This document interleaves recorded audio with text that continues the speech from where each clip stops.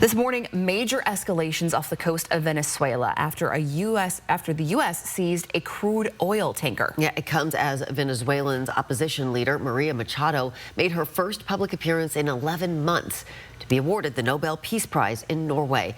ABC's Nicole D'Antonio is in D.C. with the details.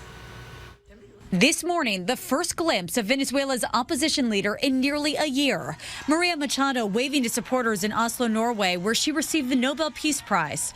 This as the Trump administration ramps up pressure on Venezuela's government by seizing an oil tanker in the Caribbean. This video released by the White House shows the moment U.S. Navy helicopters hovered above the tanker as heavily armed members of the Coast Guard rappelled down to the deck. We've just seized a tanker on the coast of Venezuela. Attorney General Pam Bondi says the tanker was part of an illicit oil shipping network supporting foreign terrorist organizations. This morning, Machado was asked if she endorsed the U.S. military operation near Venezuela. What sustained the regime is a very powerful and funded, strongly funded repression system.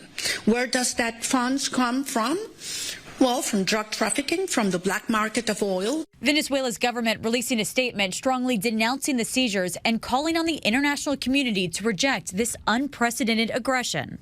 Members of the House Armed Services Committee question whether the operation is justified and legal. This Congress has not had any say in when we're using military force, and it hasn't had any briefings on why we are using military force. This seizure marks the first time the U.S. has overtly interfered with oil exports, which is Venezuela's main source of revenue, and it comes amid rising tensions between the U.S. and Venezuela after the U.S. conducted airstrikes on alleged drug boats in the Caribbean, killing dozens.